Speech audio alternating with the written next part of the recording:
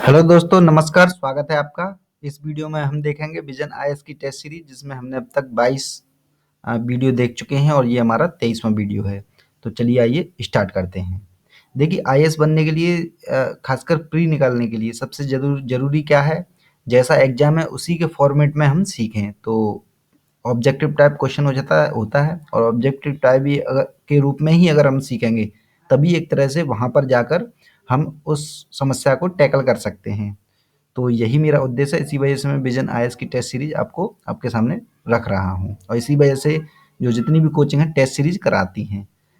हालांकि करना एक अलग चीज़ है, वहाँ बैठ के और एक तरह से सुन लेना ज़्यादा महत्वपूर्ण है। तो आप केवल सुनते रहिए और उसे अपने दिमाग में रखिए, जो भी चीज़ें ये बताई जा रही हैं आपको ज़रूर फ़ायदा होगा। तो चलिए आइए स्टार्ट करते हैं। देखिए, पहला क्वेश्चन है आपका, वित्त आयोग के संदर्भ में निम्नलिखित कथनों पर विचार करें। पहला है आपका, यह संघ और राज्य के बीच करों की शुद्ध आय, यहाँ पर शब्द यूज किया है, शुद्ध आय के वितरण के संबंध में सिफारिश करता है। दूसरा स्टेटमेंट है आपका, विभाज्य पूल में सभी करों सहित विशिष्ट प्रयोजन के लिए लगाए गए अधिभार और उपकर सम्मिलित होते हैं।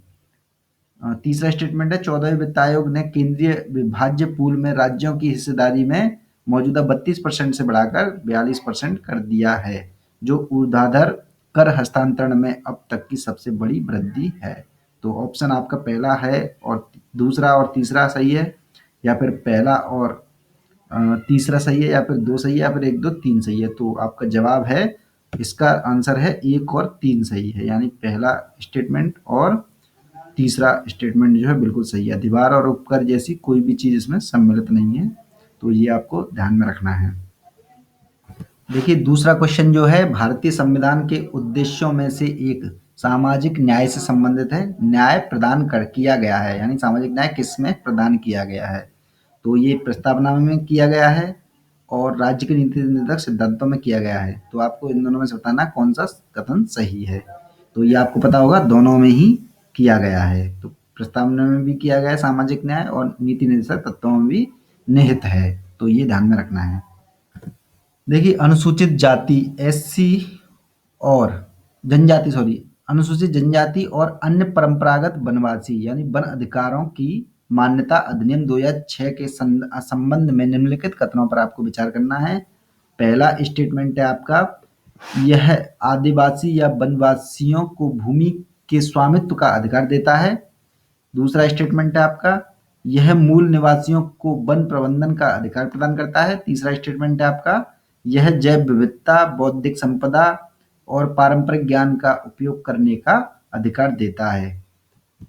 और चौथा स्टेटमेंट है आपका, इस अधिनियम को भूमि वितरण योजना के रूप में सरकार द्वारा प्रयोग किया जाता है। तो स्टेट ऑप्शन आपके सामने है, सही बताना है आपको कौन सही है। पहला, दूसरा, तीसरा सही है, या फिर दूसरा, तीसरा, चौथा, या फिर दूसरा, तीसरा, या फिर तीसरा और चौथा। तो आपका जवाब है एक, दो, तीन सही है। भूमि वितरण जैसी कोई योजना का सरकार द्वारा प्रयोग नहीं किया गया है इसमें। तो ये पहला और दूसरा, तीसरा और स्टेटमेंट बिल्कुल सही है, इन्हें अच्छे से जान लें आप। अक्सर एक तरह से अनुसूचित क्षेत्रों से संबंधित क्वेश्चन आ जाते हैं। अभी हाल ही में एक तरह से नागालैंड में जो विद्रोह चल रहा है वो भी एक तरह से जनजातीय समूहों से रिलेटिव है, इस वजह से जान लेना बहुत ही ज़्यादा जरूरी है। देखिए, संसद के प्राक्कलन समिति के संदर्भ में निम्नलिखित कथनों पर विचार करना है। पहला स्टेटमेंट है आपका, इसमें 30 सदस्य होते हैं और सभी सदस्य लोकसभा से होते हैं। दूसरा स्टेटमेंट है आपका, बजट में शामिल अनुमानों की जांच करती है ये प्राक्कलन समिति। तीसरा स्टेटमेंट है आपका, यह जांच करती है कि धन को उपयुक्त रूप से अनुमान में अंतर्निहित नीति के सीमा के अनुसार लगाया गया है या नहीं। तो ये तीनों ही स्टेटमेंट आपके बिल्कुल सही हैं। तो आंसर हो जाता है एक, दो, तीन।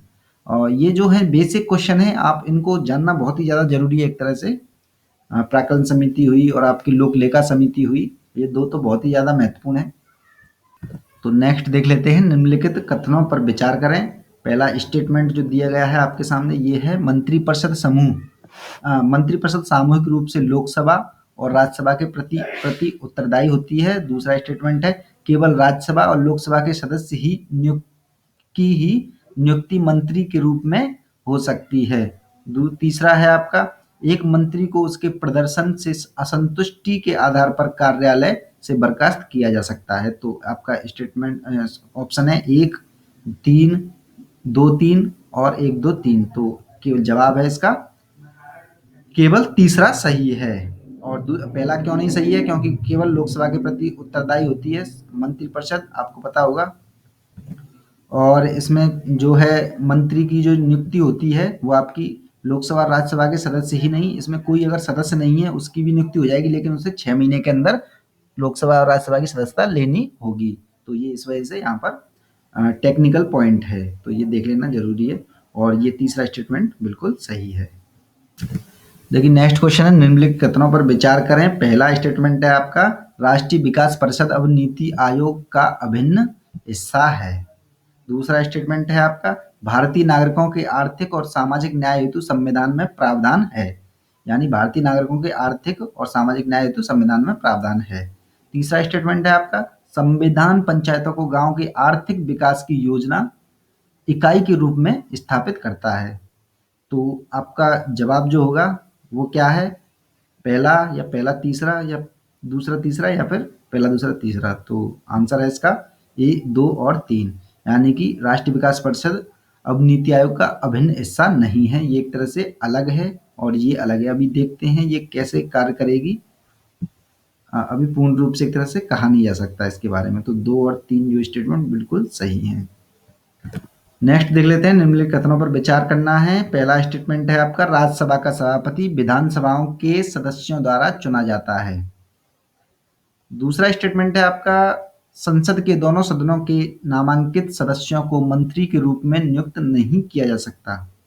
तीसरा स्टेटमेंट है आपका अनुसूचित जाति और अनुसूचित जनजाति के लिए राज्यसभा में आरक्षण का प्रावधान है। देखिए तीसरा स्टेटमेंट तो बिल्कुल ही गलत हो जाता अपने आप में, क्योंकि SC ST वर्ग के लिए जो आरक्षण का प्रावधान है वो केवल लोकसभा में है।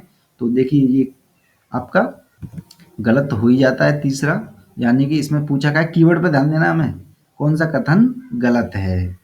तो ये तो गलत है ही है। और पहला आपका गलत अपने आप में है ही है, राज्यसभा का सभापति विधानसभाओं के सदस्यों द्वारा नहीं चुना जाता, जबकि राज्यसभा का जो सभापति था राज्यसभा द्वारा ही चुना जाता है और लोकसभा द्वारा। तो ये भी गलत हो जाता है। और संसद के दोनों सदनों के नामांकित सदस्यों को मंत्री के रूप में नियुक्त नहीं किया जा सकता है बिल्कुल। तो ये भी गलत हो जाता है, यानी तीनों ही गलत हैं। तो आंसर है इसका 1, 2, 3।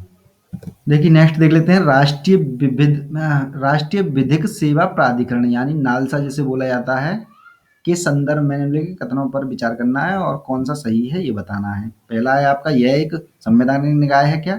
दूसरा है आपका इसे पात्र व्यक्तियों को मुफ्त कानूनी सेवा प्रदान करने के लिए प्राधिकृत किया गया है। तीसरा स्टेटमेंट है आपका लोक अदालतों की स्थापना इसी के तहत की गई है। तो इसमें आंसर बताना है, पहला सही बताना है, कौन सा सही है, पहला दूसरा, दूसरा तीसरा, पहला दूसरा तीसरा या फिर पहला और दूसरा। तो इसका आंसर है 2 और 3, यानी कि पहला आपका गलत है, ये संवैधानिक निकाय नहीं है। ये ध्यान में रखना है इसको, नालसा के बारे में, राष्ट्रीय विधिक सेवा प्राधिकरण के बारे में। और दूसरा और तीसरा बिल्कुल सही है, इसे अच्छे से देख लें। देखिए राष्ट्रीय विकास परिषद की सांविधिक भूमिका यानी संवैधानिक नहीं है, ये आपको पता होगा। तो ये सांविधिक भूमिका है।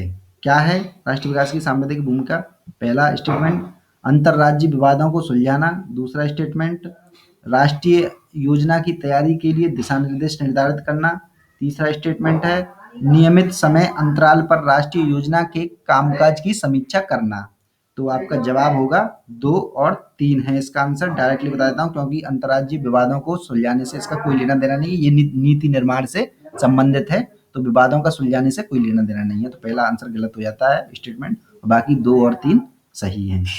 जल्दी से देख लेते हैं नेक्स्ट। सरकार ने अनुसूचित क्षेत्रों के लिए पंचायत विस्तार यानी पेशा अधिनियम 1996 अधिनियमित किया है। इसके संदर्भ में निम्नलिखित कथनों पर आपको विचार करना है। पहला स्टेटमेंट है आपका यह उन क्षेत्रों के लिए लागू होता है जिन्हें 73वें संविधान संशोधन या पंचायती राज में शामिल नहीं किया है। दूसरा स्टेटमेंट है हर गांव में एक ग्राम सभा होनी चाहिए। तीसरा स्टेटमेंट है इस अधिनियम के तहत जल निकायों का प्रबंधन पंचायतों को सौंपा गया है। तो कौन सा सही है ये बताना है। इसमें से जो सही है वो आपके तीनों ही स्टेटमेंट सही है, इन्हें अच्छे से आप देख लें, क्योंकि बहुत ही इंपॉर्टेंट क्वेश्चन है ये, पेशा से संबंधित तो जिन्होंने अब तक सब्सक्राइब नहीं किया, सब्सक्राइब कर लें।